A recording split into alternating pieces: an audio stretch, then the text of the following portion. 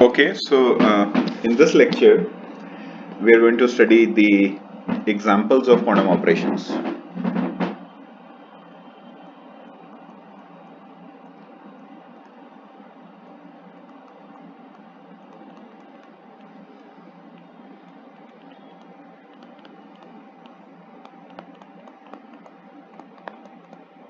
And quantum noise.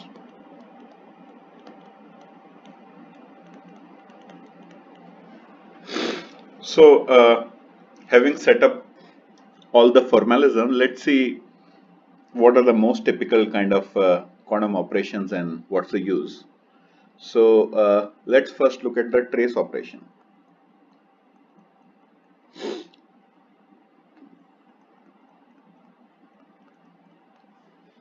So, essentially, what does a quantum operation do? It's taking the system Q1 to the system Q2, uh, essentially a Hilbert space H1 to another Hilbert space H2 uh, by the action of this quantum operation.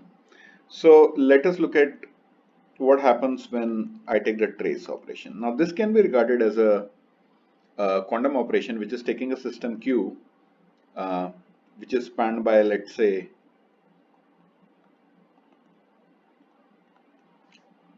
the following basis vectors.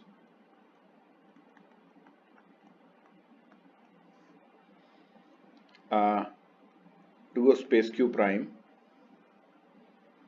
which is essentially you can regard. So trace, remember, is just a number.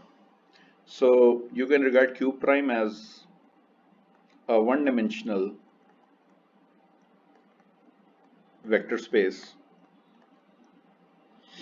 So what's really happening? You have rho, the quantum operation gives you trace of rho, or you can basically regard trace of rho as some one-dimensional vector. We just put it for our convenience. It's taking a vector space to another vector space, so that's essentially what the trace is doing. So what's this operation? This operation is nothing but sum over all the diagonal entries, and this can also be given an operator sum representation. Doesn't really matter, where e sub i's are nothing but let's say this guy, and this is going to be this guy. So this is just to say that the trace operation essentially can be regarded as a quantum operation that's taking a d-dimensional vector space to a one-dimensional vector space and yielding out just a number. As you can guess, another, and in fact it turns out to be a very useful example of a quantum operation is the partial trace.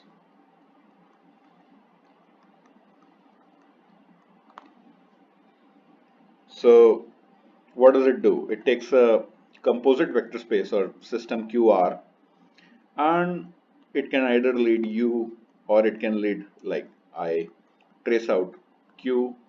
If I trace out the system R, it gives me the system Q. So that's essentially what's happening to the partial trace operation.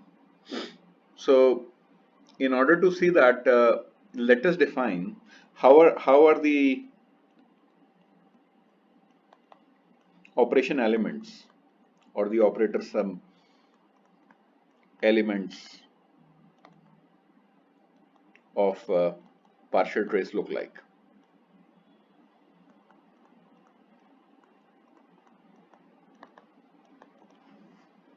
So for essentially, I can define, let's just consider the pure state, for example. So the pure state has a Schmidt decomposition Rj, and let me define a quantum operation E sub I acting on this composite state and yielding this guy. Okay, and the quantum operation is essentially, the entire quantum operation is a sum of all those guys. So as you can see, this was the operation element, and this is a quantum operation. And how do we know? How do we know that this is equivalent to partial trace operation? So as we can see, act this quantum operation on the state, this guy, and that's going to yield by the above definition, this definition, that's going to yield rho and the Kronecker delta function of J and J prime. And this comes essentially through this definition, that the quantum operation applied on this guy yields you this when the index was I. It gives me the ith component of this vector. Well, this is actually doesn't really matter. This is, you can also regard this as the small q. So, but what is this? This was what we got when you applied this quantum operation. By definition, we got the state rho and we got the Kronecker delta function, but that is nothing but essentially tracing out R.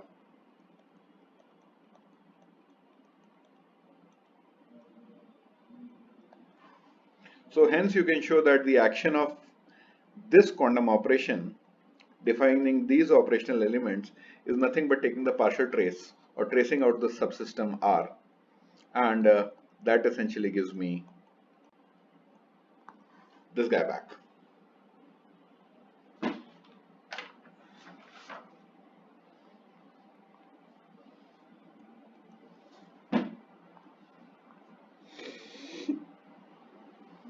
So what's the geometric picture? Now we are going to study the geometric picture of single qubit quantum operations.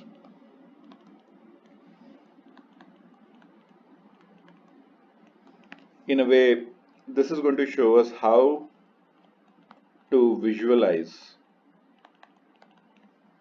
quantum operations on a Bloch sphere.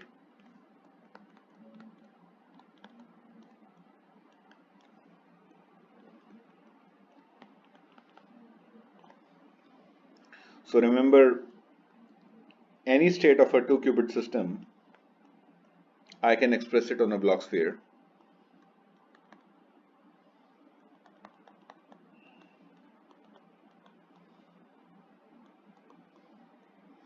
Where R is nothing but the 3-component vector Rx, Ry, Rz, and sigma are the Pauli operators. Sigma is nothing but x, y, operator x, y, z, and R is a normal vector. So any state can be represented by R, the vector. And we are just going to state the result. So what does the quantum operation do to the Bloch vector R?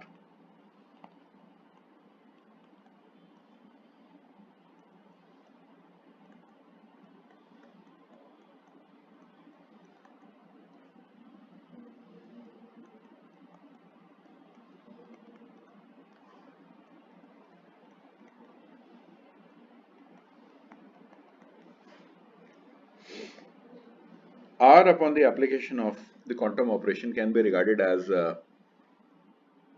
multiplication by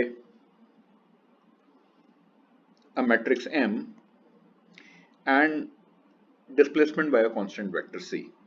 So where M is a 3 cross 3 real matrix and C is a constant vector. You can read more detail of this in Nielsen and Chuang. For our purposes, just the result is sufficient. I can further break down M, the 3 by 3 matrix, into its polar decomposition, and that is going to give me more clarity on what's happening. So for example, R can be broken down into, sorry, M can be broken down into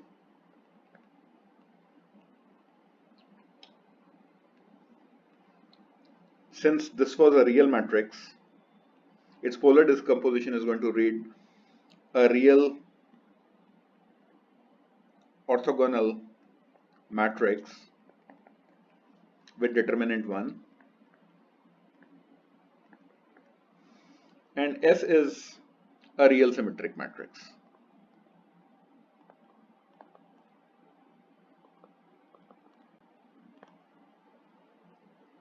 You can show this. As long as M is a real matrix, then I have an O. So O, an orthogonal matrix of determinant 1, represents a rotation, and a real symmetric matrix S represents a deformation geometrically. So when the smoke clears, what do I have? I have R going into OS R plus a constant vector C. So I have S is a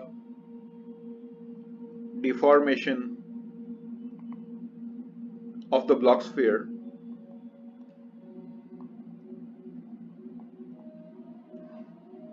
about an axis specified by the details, and O is a rotation. So I take a vector R, it deforms, it rotates, and then it goes a displacement, translation, or displacement by a constant amount.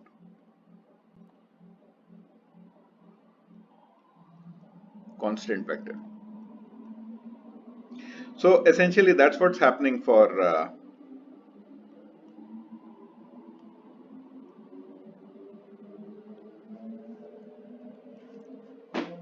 sorry for the interesting music in the background.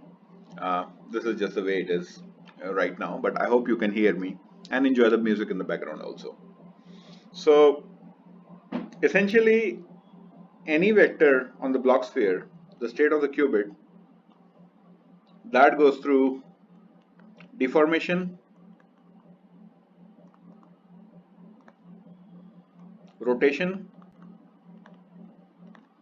plus translation by a constant vector.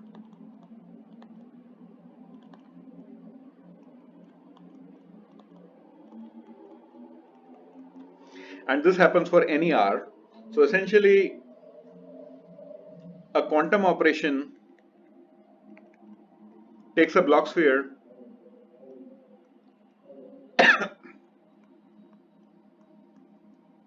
and gives me something else, a deformation, a rotation, whatever, given by,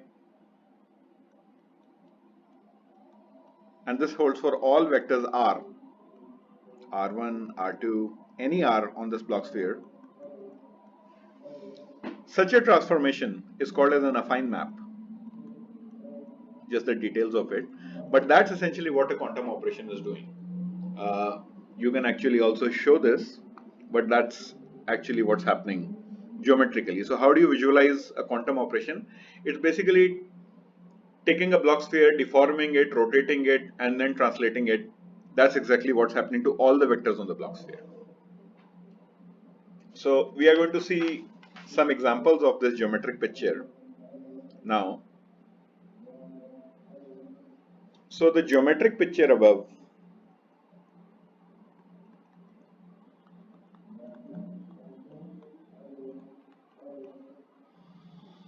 can be used to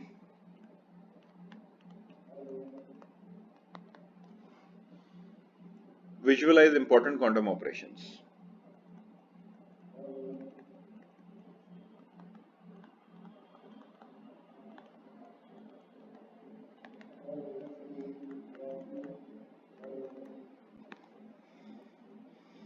Let's see what are those important quantum operations which we are going to visualize using this geometric picture. So a very important channel is a bit flip channel, or the bit flip quantum operation.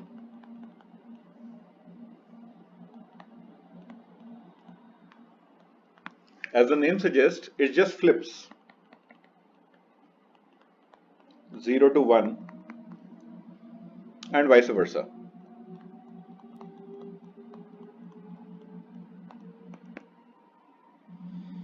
Let's say it with probability, the flip happens with probability 1 minus p, and nothing happens with probability p. So the operator elements are given by the identity map, and with the probability of 1 minus p, I'll get the channel flip or the X operator.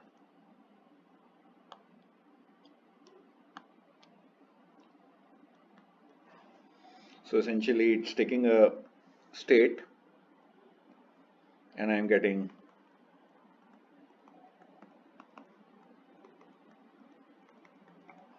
this guy. What is happening geometrically through this operation? Let's say I have a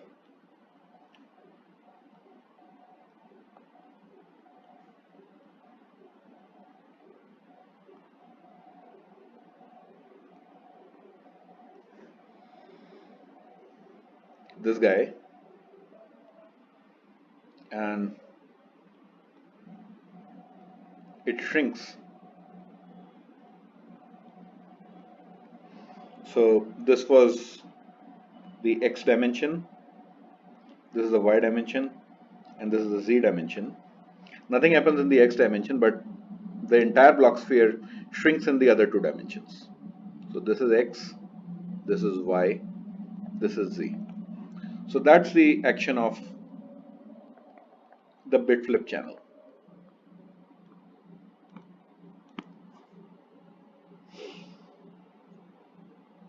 As you can see, if rho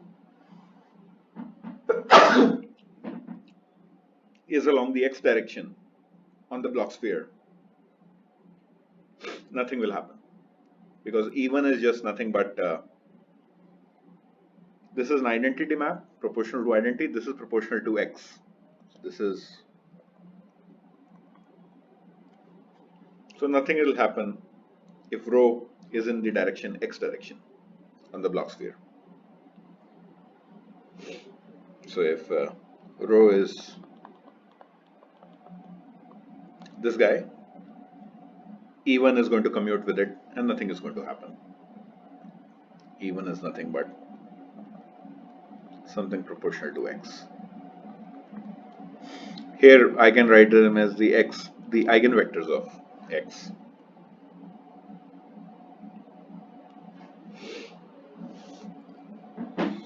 Okay, so that was the bit flip channel. Geometrically visualizing on a quantum system, this is what happens to the block sphere under the bit flip channel. Now, similarly, we have the very important operation called the phase flip, which is another example of quantum noise.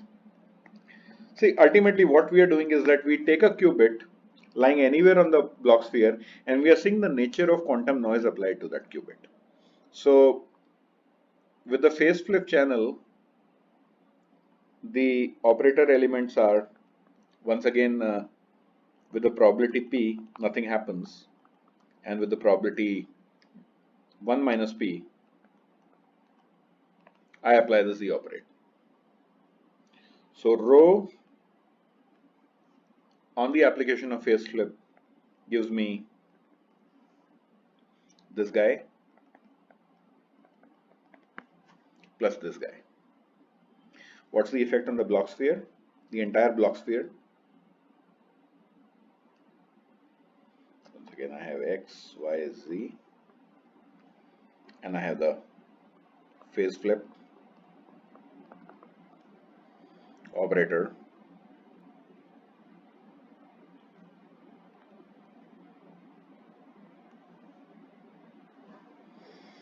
This has the effect on the block sphere of squishing the block sphere along the z-axis. So this dimension remains the same, but the block sphere shrinks proportional to the value p along the x and the y directions. So this is the action of phase flip, essentially what's happening on the block sphere. Well, we can have a combination of the bit flip and the phase flip called the bit phase flip. And essentially, this is given by the operator elements. With the probability p, we do nothing.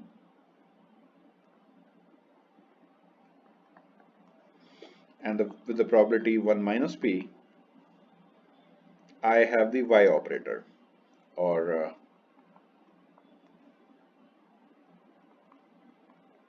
this was a y operator. Remember why? Because this is called the bit phase flip, because y is nothing but a combination of the phase flip and the bit flip. And the action of the bit phase flip on the block sphere is, it's easy to visualize on the block sphere. Now let me consider the top as y. I'm just seeing the block sphere from another direction, and this is z, and this is the entire block sphere. So what does it do? It's going to take all the block vectors and going to squash it along the y-axis. So this is x, this is y, this is z. So that's the action of bit phase flip. As you can see, nothing is going to happen in a vector along this direction. It's going to remain the same thing. That's because these were my quantum operations. So I'll have a state y, or a row upon the action that's going to yield me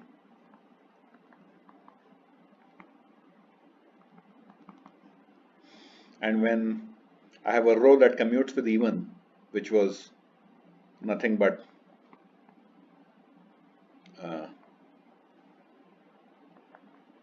something proportional to y, nothing is going to happen to vectors along the y direction, and the x and the z direction are going to squash. So it takes the whole block sphere, it squeezes it in the y direction.